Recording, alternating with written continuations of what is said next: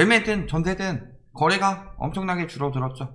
그걸 가지고 수요가 줄어서 그런 게 아니라 매물 잠금 때문에 줄은 거니까 앞으로 집값은 계속 오를 것이다. 이런 식으로 이야기를 한다든가, 임대차법 때문에 전세 매물이 없어서 줄었다. 전세가 월세화 되고 있다. 그러니까 규제 정책은 전세에 살고 있는 서민들을 죽이는 정책이다. 여론을 만들고 있죠. 그런데 과연 그런 상황인가? 내용 한번 보시겠습니다.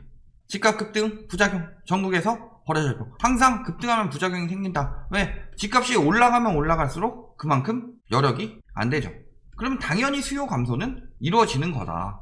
요런 모양의 그래프가 왜 나오느냐? 막 사람들 심리가 몰릴 때가 있어요. 그때 올라가는데 더 이상 여력이 안 돼서 수요가 감소되면은 떨어지기 시작한다. 그럼 수요 조금 늘면은 다시 올라야 되는 거 아니에요? 그런데 너무 많이 올랐죠. 진짜로 계속 떨어진다, 그때. 그러다가 많이 떨어지고 막 부양책 이런 거 쓰면은 다시 올라가게 된다. 다만 여기서 다음 고점 찍으려면 10년 뒤에도 지금처럼 수요가 있어야 된다. 그 수요가 보통 어떤 수요예요? 생산 가능 인구죠. 그러니까 생산 가능 인구가 뒷받침이 돼야 되는데, 문제는 이렇게 되기에는 요쯤부터 생산 가능 인구가 엄청나게 줄었다. 그렇다면 다음에 이렇게 떨어졌을 때 지금보다 수요가 훨씬 줄었는데 이렇게 치고 올라갈 수 있느냐? 요게 안 된다는 거죠. 뭐 일본식 침체처럼 이런 식으로 얇고 길게 갈 것이다. 일본도 이런 식으로 잠깐 뜬 데 있었죠. 예를 들어 고이즈미 때라든가. 최근에 아베는 뭐 때문에 올린 거예요? 돈 엄청 풀어서. 지금 우리나라 돈 푸는 거는 일도 아니에요. 화폐가 쓰레기 된다고요? 그러니까 아베처럼 풀어줘야 진짜 쓰레기가 되는 거지. 근데 문제는 저기는 기축통화니까 저렇게 풀 수 있는데 우리나라는 진짜 화폐가 쓰레기 될 정도로 못 푼다. 그러면서 가격이 급등해서 급감했다. 가격 급등 플러스 수요 감소가 이루어지고 있다는 거죠. 가격이 급등해도 수요가 따라붙을 수 있는 여건이 있죠.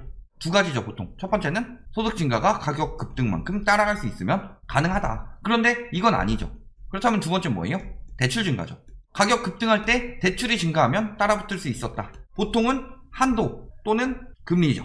근데 한도는 국가에서 계속 막고 있으니까 이번에 금리가 떨어졌다. 그래서 붙은 거였죠.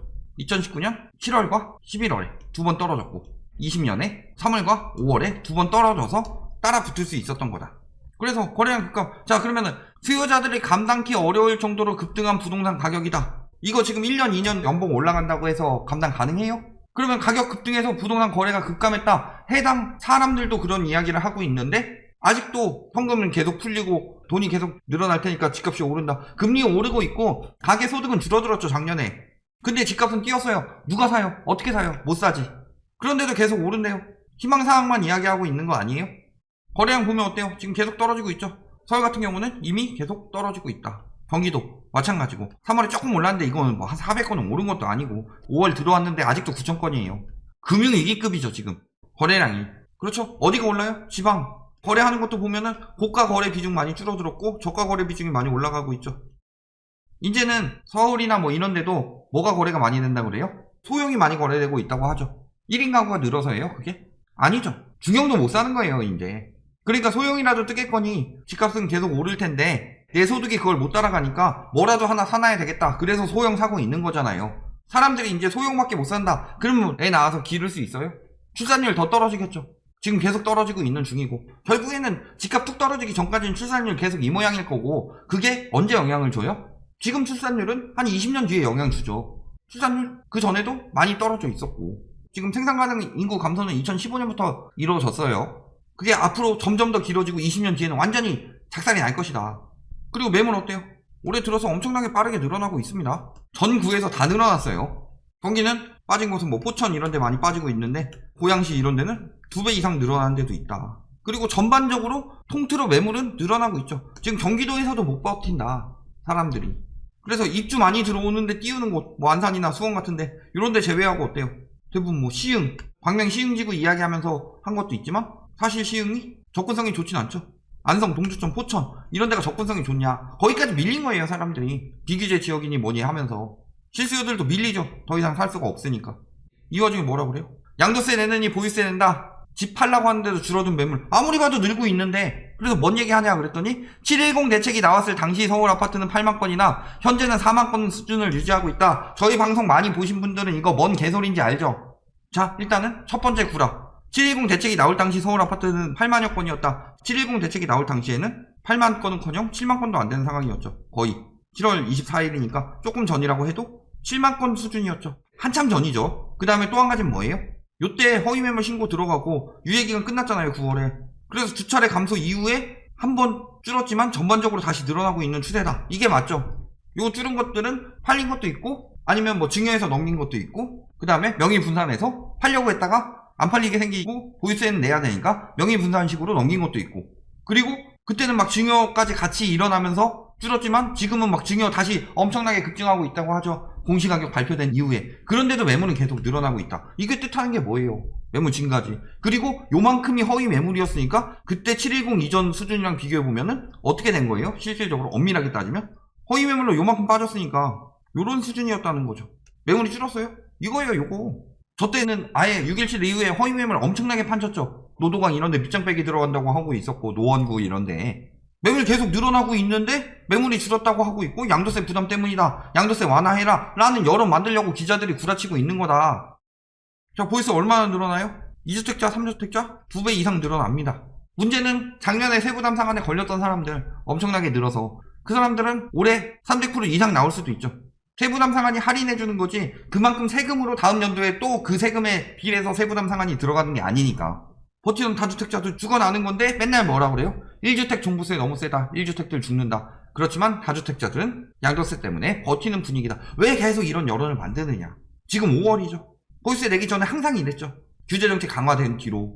왜? 부동산 시장은 타성기간이 길다고 그랬죠. 타성기간 긴 거 이용해서 역효과 만들어야 되니까. 그래서 만들다 안 통한 게 언제예요? 9.13 정책 이후에. 그래서 안 통하다가 왜 통한 거예요?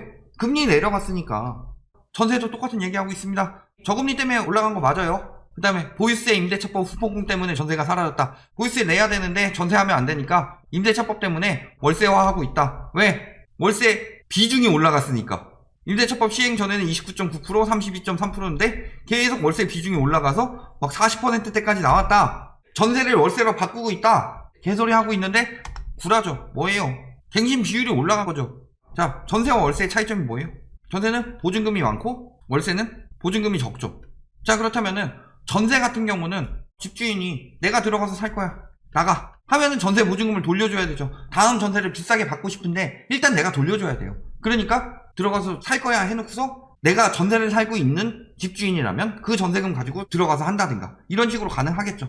아니면은 내가 지금 내 집도 살고 있는데 내 집을 전세 내주고 여기 들어가서 산다고 해놓고 전세가 올리고 또 다른 집 가서 올리고 이런 식으로 하겠다. 그게 가능한 사람들은 가능해지는데 전세 매물이 쌓이고 있죠. 그러니까 안 되죠. 내가 들어갈 거야 하려면 돌려줘야 되는데. 근데 월세는 내가 들어갈 거야 하고 돌려주면 돼요. 보증금이 적으니까. 즉 재계약률이 어디서 높게 나와요 보통? 특히 전세가는 한꺼번에 그런 많은 돈 마련하기 힘든데 월세는 급하면은 내가 내는 돈 조금 더 낼 수는 있잖아요. 많이 오르더라도. 그러니까 재계약은 어디서 많이 되는 거예요? 전세에서. 거기다 추가로 전세에서 반전세로 가는 것도 많았죠. 이거는 710 정책 때문에 임대차법 때문에 그게 아니죠. 전세에서 반전세로 간 거는 1월 20일에 9억 이상 아파트 가지고 있는 사람들 전세 보증금 안 빌려준다. 지금도 같은 금액으로 재계약 한번 해주겠다. 그러면은 거기서 집주인들이 7억 받던 거 7억에 100만원 내. 또 딴 데 못 가잖아. 이런 식으로 해가지고 전세에서 반전세로 바뀐 건 그것 때문이고 120 때문에 그 이후에 늘어난 거고 갭투기 왜 해요? 집 사놓고서 여기다가 전세 내주고 요 전세금을 가지고 은행 보관해가지고 이자 받아요? 돈이 요거밖에 없는데 요 집을 사고 싶으니까 요거 남의 돈 전세 껴가지고 집 사는 거잖아요. 여기 내 돈 하려고. 즉 이 돈이 없어요. 전세 내주는 사람들. 거기다 토지거래 허가구역 이야기했지만 허가구역 지정되면은 어쨌든 간 거래가 줄죠. 왜? 여기는 갭투기 안 되니까. 근데 이걸 가지고 뭐 더 거래 잘 된다 이야기했는데 실질적으로 모 박사님께서 뽑아서 보시니까 재건축 거래량 굉장히 많이 줄어들었다.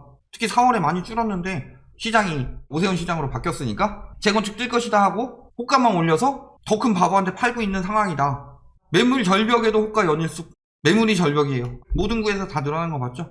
호가 연일 올라간다. 매물 절벽이면 원래 호가 올라가는 게 맞는데 매물 절벽에도 호가 연일 쑥 이야기하는 거 뭐예요? 토지거래 허가구역에서 제외되니까 매물이 왜 감춰요? 자취를? 오히려 갭으로 들어간 사람들 빨리 해야 되는데. 그러니까 지금 계속 이런 식으로 매물이 없다 유도해가지고 가격 지금 계속 띄우고 있는 거죠. 이거다. 노도강 올라가면 끝물이라고 그랬어요. 작년에도 끝물 때 올라가려고 했는데 노도강 올라가고 강남 쪽 문제 생기고 있었는데 금리 떨어져서 그런 거고 재작년도 마찬가지고. 근데 올해는 금리도 올라가고 있는데 마지막에 노도강 띄우고 있다. 답 나온 거 아니에요? 그러니까 지금 다 어디 가고 있는 거예요? 외진 매매 거래량 엄청나게 늘어났죠. 전국 아파트. 20년, 21년에 왜 외진이 엄청나게 늘어났을까요? 투기 심리가 엄청나게 해서? 그러면 이전에는 이때도 투기 심리는 똑같았는데 왜 외지인 매매 거래량이 늘어나요?